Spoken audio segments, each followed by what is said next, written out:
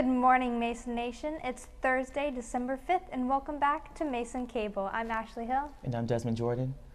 So did you see the game last night? I did, unfortunately. I know we were so close. We had it all along, but then at the end, of course.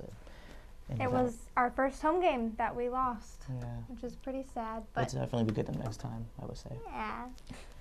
So there has been a detailed list circulating around for some time that describes the ways you know you live in Northern Virginia.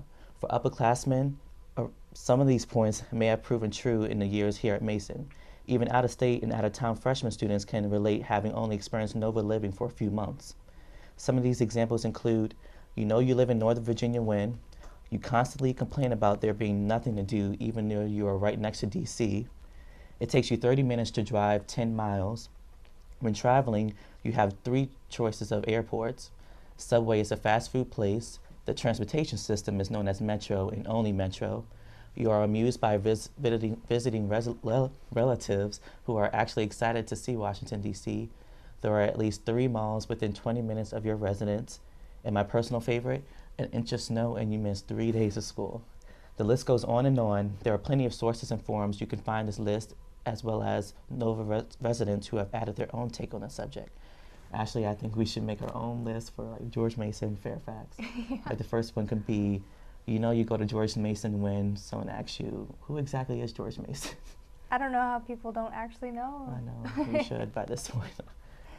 Well, a couple days ago, you might have noticed a few people sleeping on cardboard boxes in front of the JC. Ever wonder what was actually going on? Well, a few Nova and GMU students all huddled in their sleeping bags to raise awareness for the homeless and hunger victims, reports Fourth Estate. This event was just one of the many that were going on during Hunger and Homeless Action Week. Most of the students participating were from a number of different Christian ministries, most of which were from a church close to campus.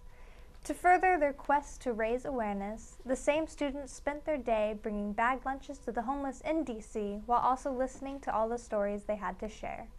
If you did anything to help raise awareness for Hunger Week, tweet us your story to Mason Cable News. It is that time of year again, and no, not the winter holidays, but time for final exams. Not too many students are excited about this realization, but it is something that is destined to occur when you decide to come to college. The final exam period begins on December 10th at 4:30 p.m. and concludes on December 18th at 10:15 p.m. If you do not already know your exam scheduling, visit registrar.gmu.edu to search for final exam schedule for standard time blocks. The list of exam dates and corresponding exam times will be shown and is also available in grid format.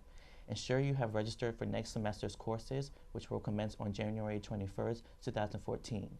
Lucky enough for students, the last day of classes for this semester is just a couple days away, December 7th.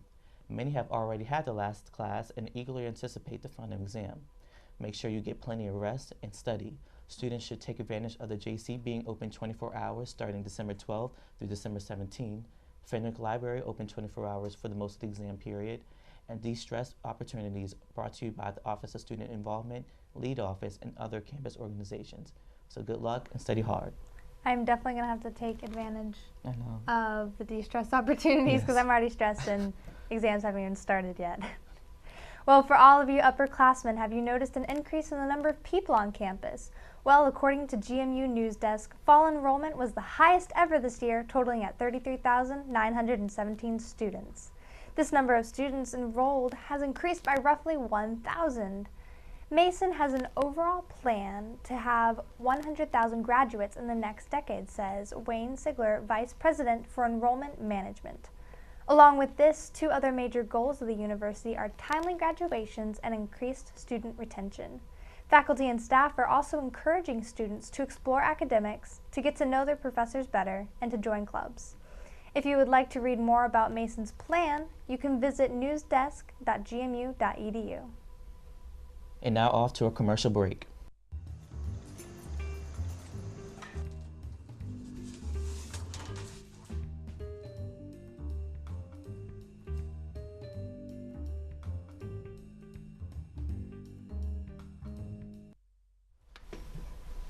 And now time for your event rundown. Later today from 6 to 8 p.m. in the multi-purpose room of Hampton Roads, the Less Stress Less Fest will happen. This event will include activities where you can make stress balls, friendship bracelets, looking over study tips, and most importantly, free food.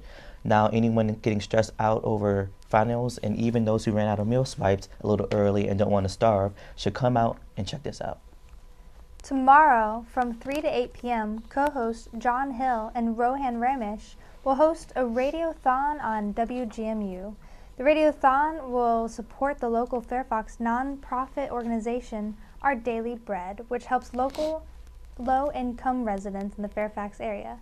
People can donate in person at the WGMU studio on the bottom floor of the JC. So anyone who loves radiothons and supporting a good cause should tune in. On Saturday at 8 p.m. in the Delaski Performing Arts Building, room 3001, there will be a guitar ensemble concert. This will be hosted by the School of Music, and anyone who loves music should come.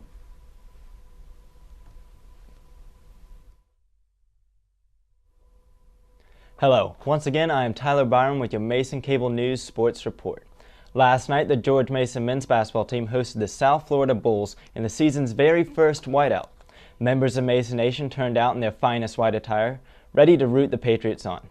The game started off slow with both teams going back and forth until Mason started capitalizing on the Bulls' misses. Then, before halftime, Mason built a 5-point lead and continued to build it in the second half until Mason was finally up by 17.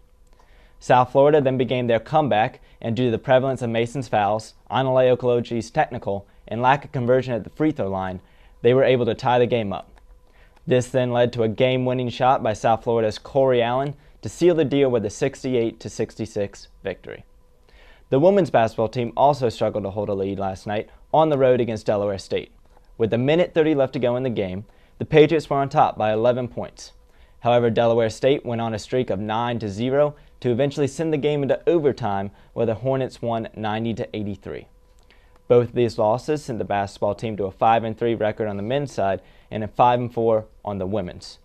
Up next on Saturday, the women's team will travel to Akron to face the Zips on Sunday, and the men's team will face Oklahoma at the Verizon Center in the BB&T Classic at 1.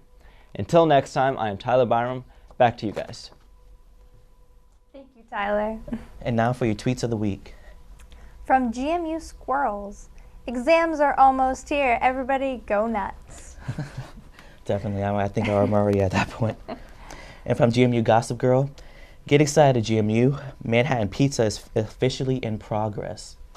So that should be pretty exciting. It is. I think everyone at Mason is pretty excited. Yeah, definitely. Well, signing off for the last time this semester, I'm Ashley Hill. And I'm Desmond Jordan.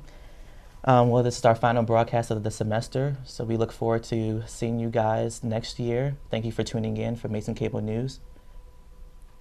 See you 2014.